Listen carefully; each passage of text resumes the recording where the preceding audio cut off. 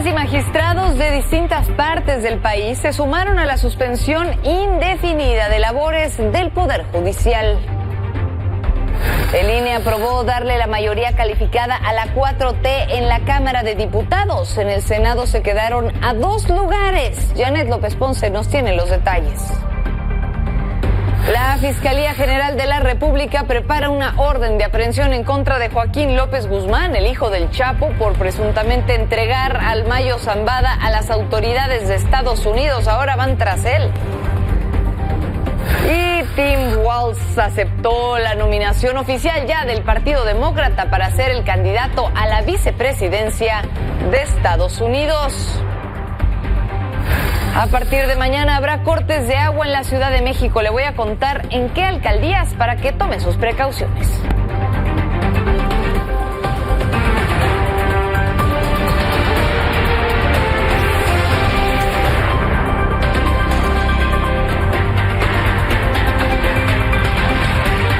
Bienvenidos, como siempre, bienvenidos a su espacio. Ya son las 11 de la noche y junto con todo el equipo le tengo los 30 minutos de información que necesita en su día. Mi nombre es Paola Barquet y así arrancamos. Nos encaminamos hacia una crisis constitucional sin precedentes, una crisis que de no ser detenida dejará cicatrices profundas en nuestro tejido social. Es una medida extrema en respuesta a una amenaza extrema. No podemos quedarnos de brazos cruzados mientras se desmantelan los principios que juramos proteger. El futuro de nuestro país está en riesgo y no permitiremos que la justicia sea sacrificada en el altar del poder. De esta manera, anoche, jueces y magistrados a nivel nacional se sumaron a la suspensión indefinida de labores de los trabajadores del Poder Judicial. Le exigen al gobierno que los tomen en cuenta para la reforma que atenta contra su autonomía.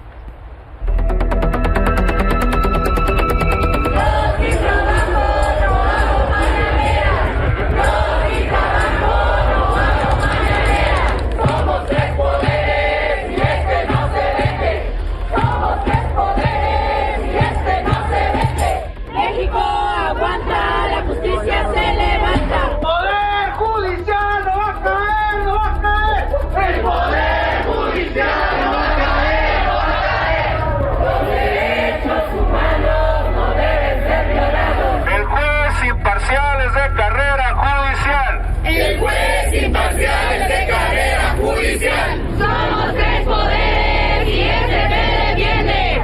Todos somos uno. Sin poder judicial, ¿quién te va a parar? La independencia judicial no es un privilegio de los jueces, es una garantía para todos los ciudadanos. Porque tenemos en la sangre las ganas de luchar por nuestra institución. Nos encaminamos hacia una crisis constitucional sin precedentes. Como jueces, nuestra lealtad es y será siempre, será con la justicia.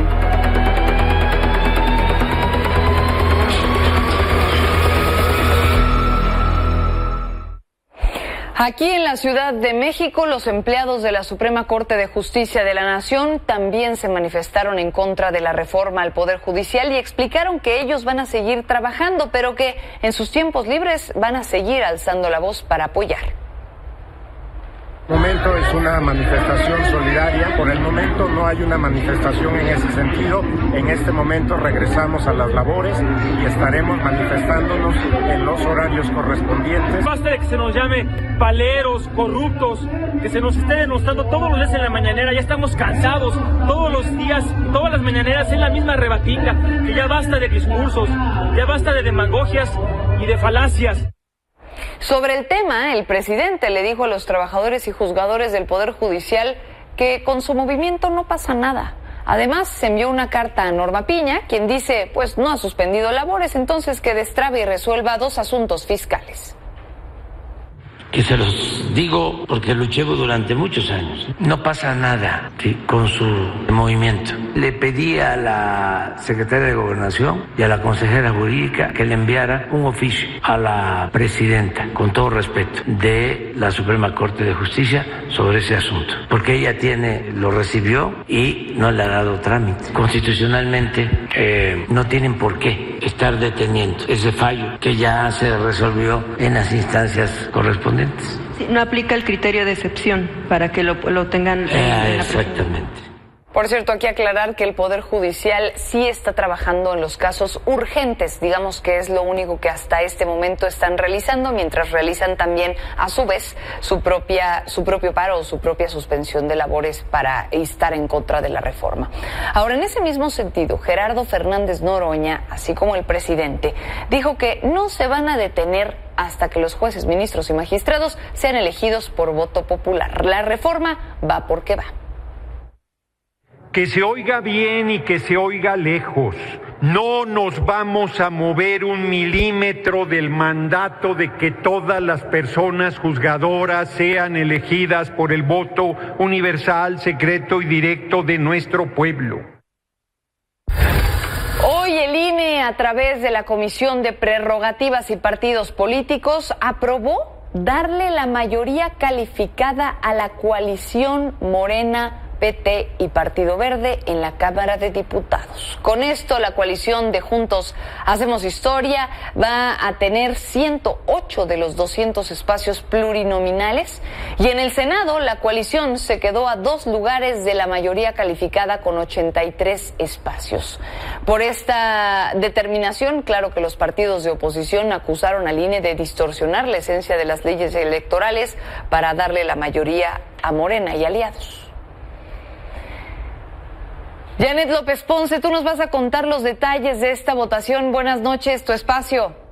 Muy buenas noches, pues como adelantamos, desde hoy se mantiene el criterio de repartir los plurinominales por partido y no por coalición. Por unanimidad, la Comisión de Prerrogativas y Partidos Políticos determinó que no pueden ir en contra de la Constitución, que no se pueden cambiar las reglas del juego una vez que este ya terminó, y que simplemente, pues aunque haya distorsiones en este reparto de plurinominales, es así como lo marca la ley vigente. A los partidos que no les guste, pues tendrán que impulsar un cambio desde el Poder Legislativo. Por lo pronto, ya con la votación unánime que se da hoy en la comisión, se prevé que también de manera unánime así se apruebe en el Consejo General, debido a que pues en esta comisión hay de los 2 bloques que tiene el Consejo General, por lo que se prevé, como anticipamos desde el pasado lunes, que se quede en solitario la consejera Claudia Zavala pidiendo una nueva interpretación por coalición.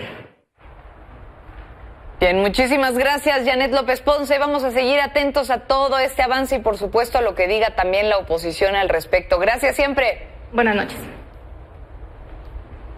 Ahora, sobre este mismo tema, Claudia Sheinbaum y el presidente Andrés Manuel López Obrador celebraron la resolución y le pidieron al INE que no modifique las asignaciones por presión de la oposición. Escuche.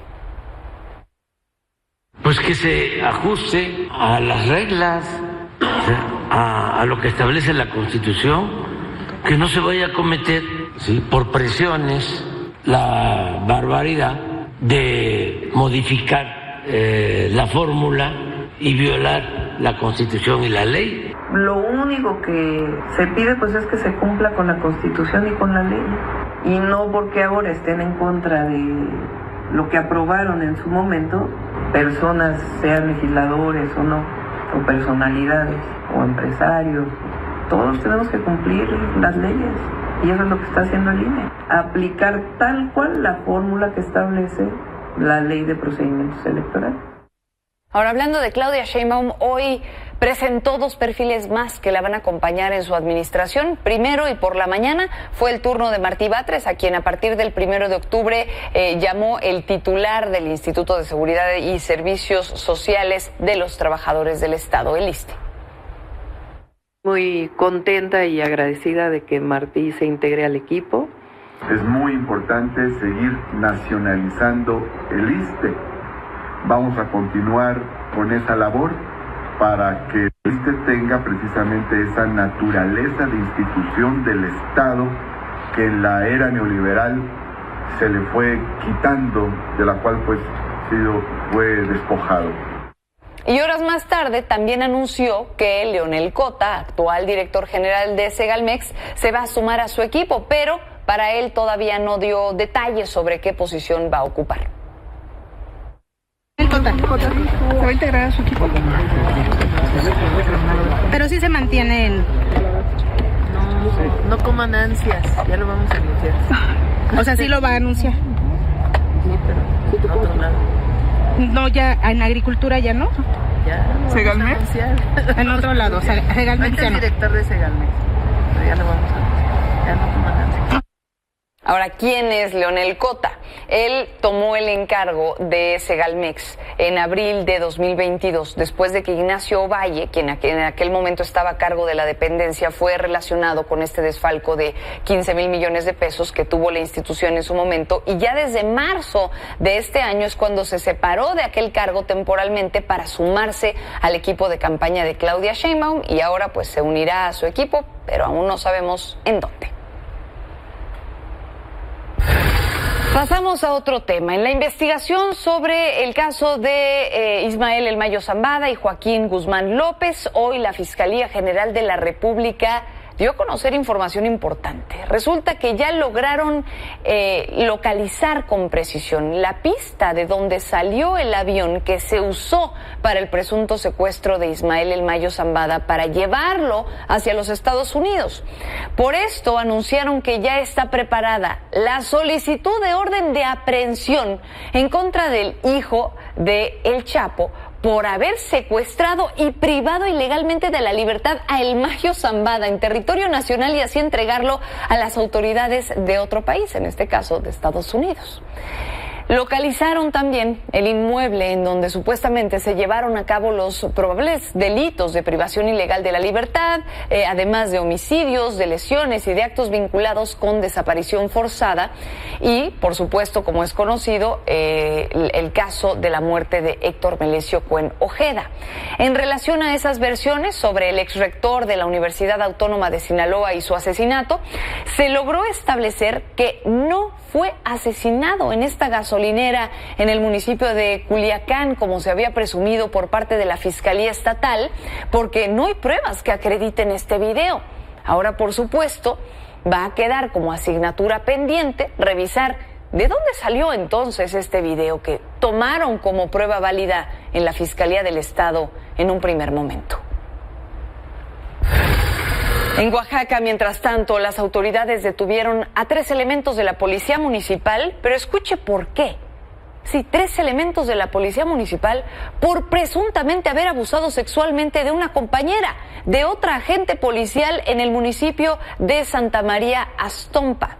De acuerdo con la denuncia, la oficial estaba patrullando cuando fue agredida sexualmente por sus compañeros. La mujer presentó la denuncia penal en la Fiscalía Especializada en Delitos contra la Mujer y por ello los presuntos responsables podrían recibir una condena mayor de hasta 18 años de cárcel y una multa de hasta 1,000 días de salario.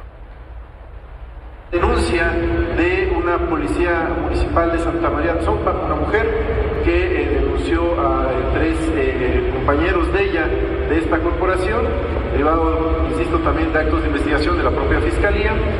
Fueron detenidos ya estas 3 personas, 3 policías municipales, por delito de abuso sexual agravado. Pero la violencia contra las mujeres no discrimina edades. Sobre el juicio del feminicidio de Camila, de 8 añitos en Tasco, quien fue secuestrada cuando fue a la casa de sus vecinos para jugar y poco después fue hallada sin vida en los límites de Guerrero y el estado de Morelos. Hoy, la defensa legal de los jóvenes Juan Alfredo y Axel N. sostiene que son inocentes del delito de feminicidio porque aseguran que no participaron en el secuestro ni en el asesinato de esta menor y que no vivían en la casa de la que fueron sacadas junto con su madre para ser golpeados por los pobladores. El Estado debe tener como fin, sí, poner tras las rejas a aquellos que son responsables de cometer un delito, pero ese mismo empeño le debe poner para dejar en libertad a los que son inocentes y están tras las rejas injustamente. Pero no solo es el caso de Camila en nuestro país que ocurre. En Veracruz, una pareja fue detenida por su presunta participación también en el infanticidio de una menor de 4 añitos en la ciudad de Córdoba. Se trata de la madre y el padrastro de la pequeña.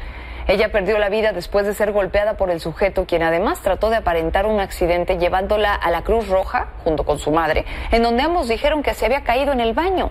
El juez de este caso dictó como medida cautelar prisión preventiva justificada para los dos por 2 años. Mientras tanto, en Tamaulipas fue baleado el magistrado presidente del Tribunal Electoral del Estado, Edgar Danés Rojas. Él recibió 2 impactos de bala fuera de su casa y fue trasladado al hospital, en donde se reportó como estable. Apenas la semana pasada, un grupo de mujeres se había manifestado frente al Tribunal Electoral para exigir que las autoridades atendieran 2 denuncias de acoso que hay en contra de este hombre. Las investigaciones, desde luego, se encuentran en curso, en continuidad. Hay algunos avances significativos. Estamos en espera del trabajo que realizan las áreas de investigación, tanto de la Guardia Estatal como de la Fiscalía, para poder conjuntar la misma. Principalmente lo que nos estamos abocando ahorita es en la presencia de testigos y de igual forma los sistemas de videovigilancia. Después de estos hechos, el Tribunal Electoral de Tamaulipas dijo que su página de Facebook fue hackeada, así que se deslindó de cualquier publicación o información que fuera difundida después del ataque armado que sufrió su presidente.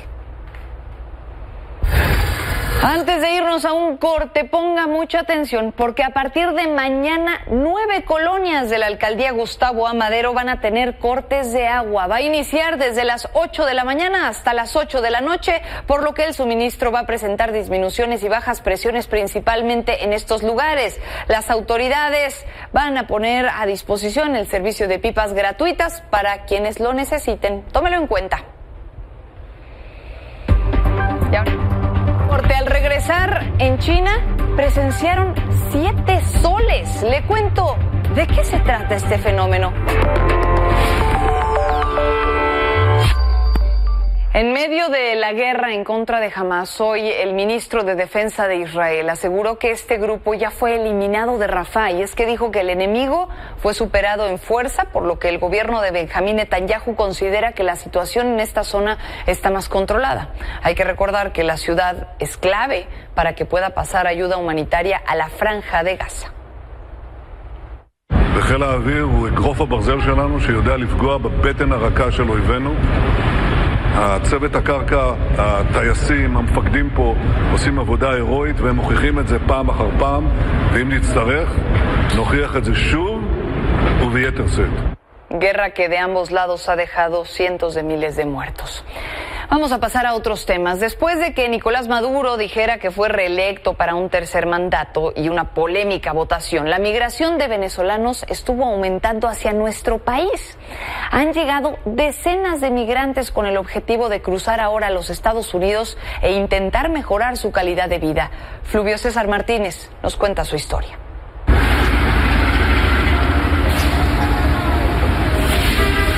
Es una imagen cada vez más común en Veracruz. Migrantes venezolanos que esperan el momento preciso para abordar el tren. Su objetivo es llegar a los Estados Unidos tras la reelección de Nicolás Maduro el pasado 28 de julio, a quien culpan de la pobreza e inseguridad que prevalece en aquel país. Eres el culpable de todo, de que emigremos, de que hayan personas, pues en mi familia, gracias a Dios no, hayan personas que quieran como defender su derecho y ellos no lo dejan. ¿Y qué hacen? Lo matan.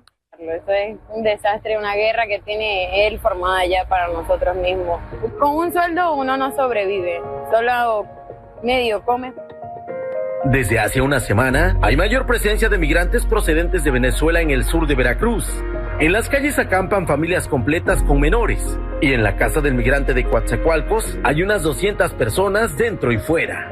Muy difícil, por lo menos yo tengo mis hijos, mi esposa, mi familia, y es difícil porque en un sueldo normal allá son $4, que igual pagándote 40 hasta 70, los gastos, nada, no te dan para nada.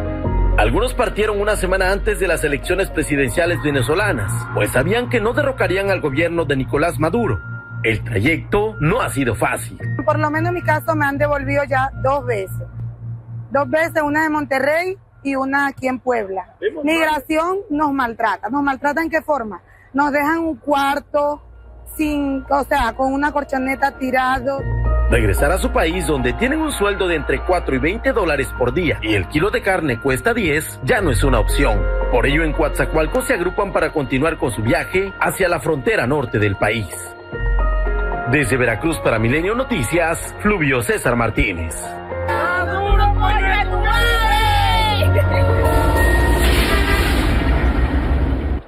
Ahora recuperemos el tema de la convención demócrata en Estados Unidos, que ya va en su tercer día. Hace unas horas, Tim Walz aceptó formalmente la candidatura ahora para ser el vicepresidente de aquel país por el Partido Demócrata, y con esto, tanto él como Kamala Harris están ya listos para enfrentar a Donald Trump y J.D. Vance en las urnas y así intentar ganar la Casa Blanca. Thank you. Thank you, first of all, to Vice President Harris. Thanks for putting your trust in me. And a thank you to President Joe Biden for 4 years of strong, historic leadership. It's the honor of my life to accept your nomination for Vice President of the United States. Donald Trump and J.D. Vance. Their Project 2025 will make things much, much harder for people who are just trying to live their lives. Leaders don't spend all day insulting people and blaming others. Leaders do the work. We're gonna fight, and as the next President of the United States always says, when we fight, when we fight, when we fight, thank you. God bless.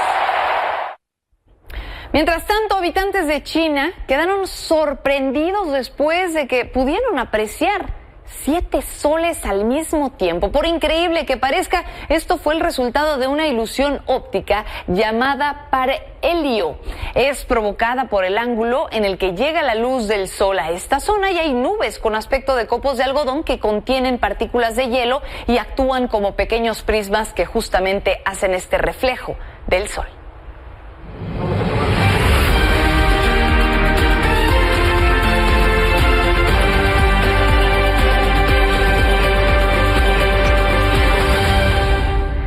Víctor Hugo Michel, director de información de Milenio, cuéntanos qué vamos a poder leer mañana en nuestro impreso consentido. Siempre tu espacio, Víctor Hugo. ¿Qué tal, Pau? Muy buenas noches. Así es, tenemos un adelanto de lo que tenemos en la edición nacional de Milenio Diario para mañana jueves. Y arranco con un reportaje especial de nuestro compañero Rafael Montes, también de nuestra compañera Fanny Miranda, de cara a lo que está ocurriendo en Chalco. Ya 20 días de que los habitantes de esta zona del Estado de México están en básicamente zonas inundadas de aguas negras.